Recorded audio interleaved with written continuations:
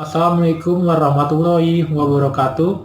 Saya Amal Gusman dan kawan-kawan dari kelompok 3 akan mempresentasikan materi kami tentang pemaknaan puisi, puisi gelap dan puisi terang.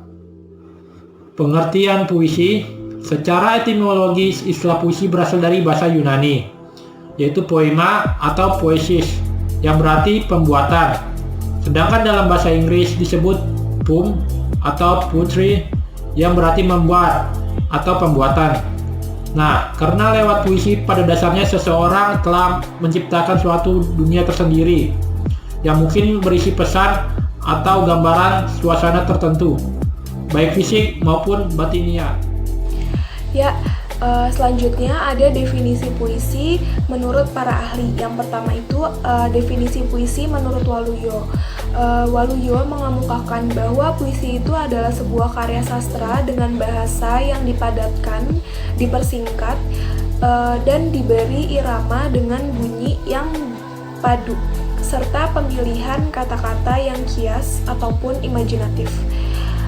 Yang kedua, ada definisi puisi menurut Doyen.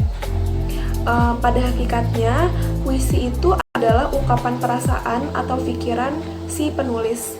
Maksudnya itu adalah sesuatu yang dituangkan dalam sebuah puisi itu pada hakikatnya merupakan sesuatu hal yang berada di pikiran atau apa yang dirasakan oleh si penulis sebagai respon dia terhadap lingkungan sekitar atau apa yang ada di sekelilingnya.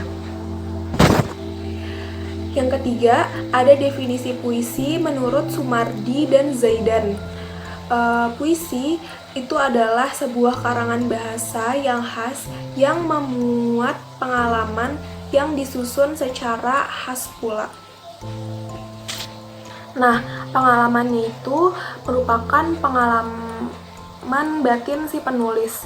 Pengalaman batin yang terkandung di dalam puisi itu disusun dari peristiwa yang telah diberi makna. Kekasan dari susunan bahasa dan susunan peristiwa itu diharapkan dapat menggugah rasa terharu dari pembaca tersebut.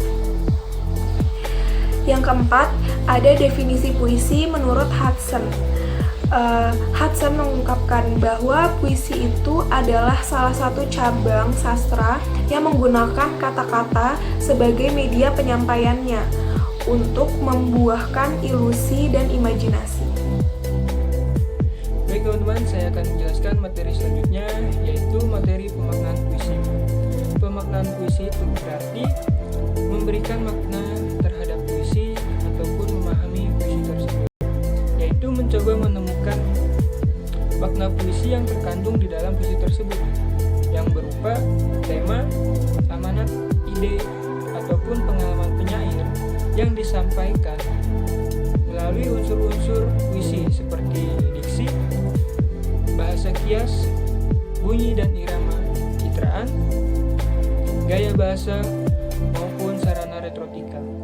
Sarana retorika itu merupakan salah satu unsur pembangunan puisi yang digunakan penyair sebagai alat untuk menyampaikan pikiran, perasaan, dan gagasan kepada pembaca ataupun pendengar. Baik teman-teman, itu saja yang bisa saya jelaskan. Materi selanjutnya yang akan disampaikan oleh rekan saya. Selanjutnya adalah makna puisi. Makna puisi terbagi menjadi dua, ada makna denotasi dan ada makna konotasi. Nah, makna denotasi adalah makna yang tidak mengalami perubahan dari makna asalnya. Sedangkan makna konotasi atau konotatif adalah makna yang telah mengalami penambahan dari makna asalnya. Contoh makna denotasi, jangan membuang sampah sembarangan.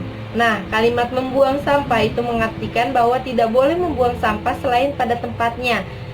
Sedangkan contoh makna konotasi dapat kita ambil dari puisi Toto Sudarto Bachtiar yang berjudul Pahlawan Tak Dikenal. 10 tahun yang lalu dia terbaring, tapi bukan tidur sayang. Sebuah lubang peluru bundar di dalamnya. Senyum bekunya mau berkata, kita sedang perang.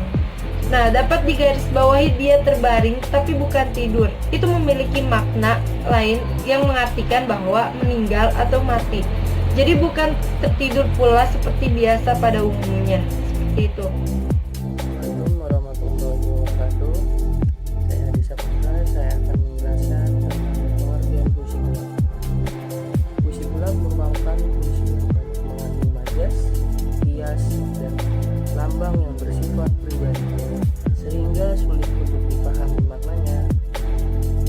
Bentuk puisi seperti itu sifatnya terlalu pribadi, sehingga pembaca kesulitan menafsirkan maknanya secara jelas, karena maknanya tersembunyi dan bertingkat-tingkat, serta mengandung kerumitan pemikiran atau ketiadaan makna.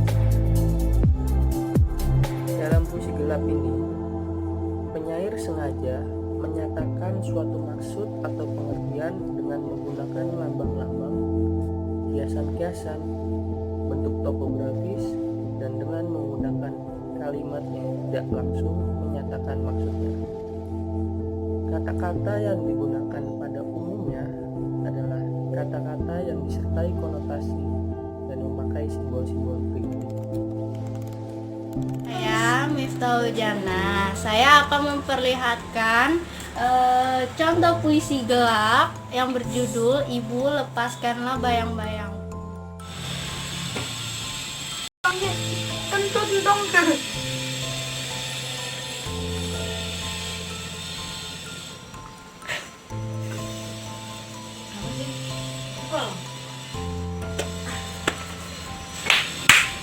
Siapa sih makan kayak gini nih? Kamu lah? Iya. Lah? Ini itu. Itu yang ini. Sudah.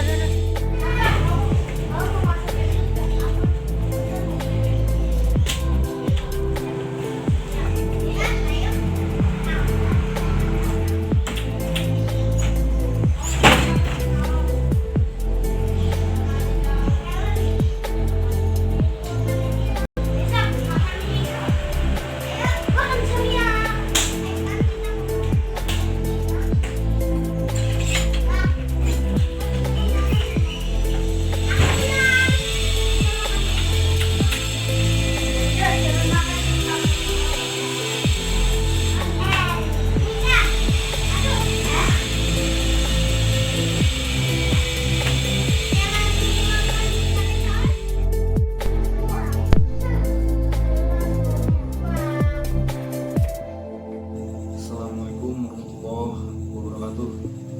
Saya Fahmi Adi. Saya akan mengasih contoh puisi tentang sajak putih.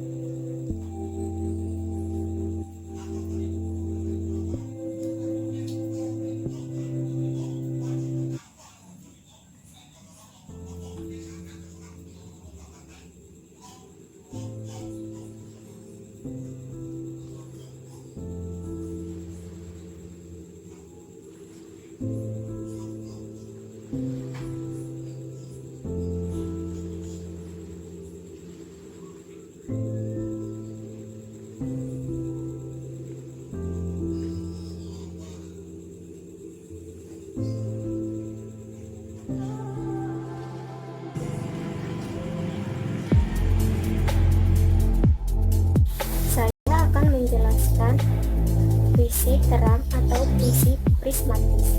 Puisi prismatis adalah puisi yang menggambarkan kemampuan penyair majas, diksi, dan sarana puitik yang lain. Sehingga puisi ini bisa dikatakan sudah menjadi. Puisi prismatis juga merupakan puisi yang maknanya terbalut dari berbagai perlambangan atau kiasan. Materi yang sudah dijelaskan dari kelompok kami, kesimpulannya adalah puisi gelap merupakan puisi banyak yang mengandung majas, kias, dan lambang yang bersifat pribadi sehingga sulit untuk dipahami maknanya. Bentuk puisi seperti itu sifatnya terlalu pribadi sehingga pembaca kesulitan menafsirkan maknanya, secara jelas karena maknanya tersembunyi dan bertingkat-tingkat, serta mengandung keruwetan dan kerumitan pemikiran atau ketiadaan makna sama sekali. Sedangkan puisi terang, puisi yang menggambarkan kemampuan penyair majas, diksi, dan sarana puitik yang lainnya, sehingga puisi bisa dikatakan puisi ini sudah menjadi puisi yang maknanya terbalut berbagai lambang dan kiasan. Terima kasih sebelumnya. Wassalamualaikum warahmatullahi wabarakatuh.